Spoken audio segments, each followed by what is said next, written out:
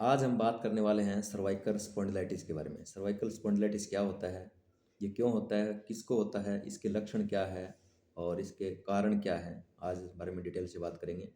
मैं doctor Subhash Verma, Verma hospital and physiotherapy centre, professor colony नज़दीक और चौक मंडी आदमपुर से। तो बने रहिए वीडियो में, आपको डिटेल से सारी बातें बताते हैं। क्यों आजकल की सर्वाइकल की समस्या गंभीर हो गई है। आम लोगों को देखने को मिलता है, पहले ये होता था 40 साल की उम्र के बाद में, और आजकल ये आम हो गया है। छोटी छोटी उम्र के बच्चों में भी ये देखने को मिलता है। इसका सबसे बड़ा कारण जो है वो माना जाता है मोबाइल का, या दिनचर्या का चेंज हो जाना, या बिजी लाइफ हो जाना, एक्सरसाइज का कम हो जाना, या खान पान ऐसा, या और भी बहुत सारे कारण हैं। डिटेल में बात करते हैं अभी। सबसे पहले समझते हैं कि सर्वाइकल स्पॉन्डिलाइटिस होता क्या है। सर्वाइकल स्पॉन्डिलाइटिस गर्दन की रीढ़ की हड्डी में एक चेंज आ जाता है, जिसमें हड्डियां आपस में या तो गैप कम हो जाता है, या हड्डियों का नोक निकल जाती है, या ऑस्टियोफाइट हो जाती है। उसके कारण इसको सर्वाइकल स्पॉन्डिलाइटिस का नाम दिया गया है। गर्दन में रीढ़ की हड्डी के जोड़ों के बीच में आने वाले बदलाव के कारण इस बीमारी के लक्षण उभरते हैं। इससे गर्दन में दर्द रहता है और अकड़न भी महसूस होती है। इसके साथ ही इन हड्डियों के बीच से निकलने वाली नाड़ियाँ जिस स्थान से होकर के जाती है, वहाँ पर या तो दर्द शुरू हो जाता है, या झुंझुनाहट शुरू हो जाती है, या सूनापन आना शुरू हो जाता है। पहले सर्वाइकल स्पॉन्डिलाइटिस बढ़ती उम्र के साथ होता था, लेकिन अब दिनचर्या और बदलाव के कारण यह बहुत कम उम्र में देखने को ही मिलता है। अब हम बात करते हैं कि सर्वाइकल स्पॉन्डिलाइटिस के लक्षण क्या हैं। कैसे पता लगे कि सर्वाइकल स्पॉन्डिलाइटिस हो गया है, सर्वाइकल में गर्दन में दिक्कत आ गई है। गर्दन और कंधों के बार बार दर्द होना शुरू हो जाता है।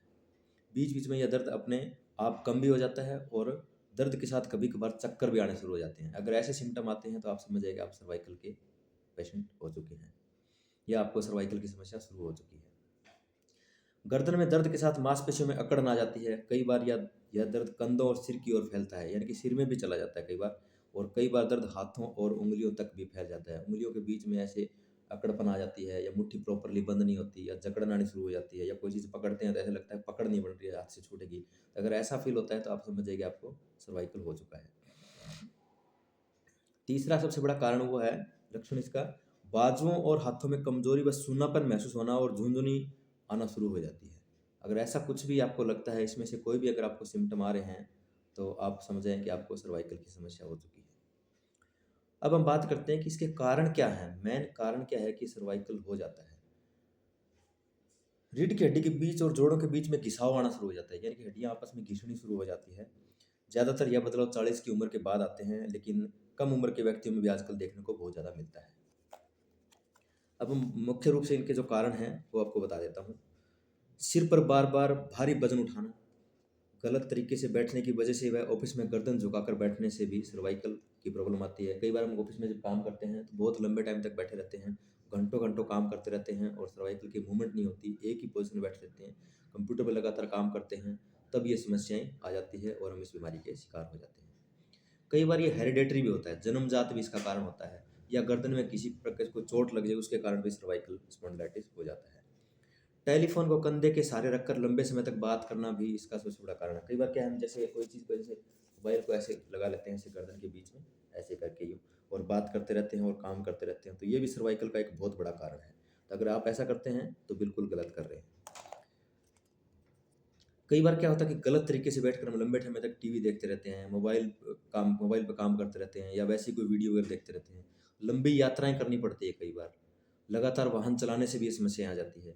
बैठे बैठे कई बार हम सो जाते हैं, जैसे मैं अभी कुर्सी बैठा हूं, ऐसे बैठे बैठे ऐसे अगर हम सो गए, मेरी गर्दन अगर ऐसे रहेगी लंबे टाइम के लिए, तो उसकी वजह से भी कई बार सर्वाइकल की समस्याएं आ जाती है। अधिक मोटा तकिया यूज करने से भी ये समस्याएं बड़ी जल्दी से आती है। तो आप ध्यान रखें कि अगर इस तरह की चीज़ें कर रहे हैं, तो इसका मतलब आप सर्वाइकल को बुलावा दे रहे हैं। सर्वाइकल स्पॉन्डिलाइटिस आपको होना ही लाजमी है। चौथा इसका सबसे बड़ा जो कारण माना गया वो है एज, यानी कि एज। वृद्धावस्था में तो ये नेचुरली हो ही जाती है, कि वृद्धावस्था में हड्डियां कमज़ोर हो जाती है, मांसपेशियां कमज़ोर हो जाती है, उसके कारण भी सर्वाइकल दर्द आना स्टार्ट हो जाता है। तो आज हम इतना ही बात करते हैं। आगे हम आपको बताएंगे इसकी एक्सरसाइज को कैसे कैसे इसको ठीक किया जा सकता है, और इसके बचने के उपाय क्या क्या हैं। तो आप लगातार वीडियो में बने रहिए, और वीडियो को अंत तक जरूर देखा करें। नेक्स्ट वीडियो लेकर जल्दी हाजिर होंगे आपके सामने। तब तक के लिए धन्यवाद। और सबसे महत्वपूर्ण बात, अगर आपको हमारी बात अच्छी लगती है तो आप इसको गंभीरता से लें और अपने जीवन में बदलाव करें, और इस वीडियो को ज़्यादा से ज़्यादा शेयर करें ताकि ज़्यादा लोगों तक ये जानकारी पहुंच सके। धन्यवाद। जय हिंद, जय भारत।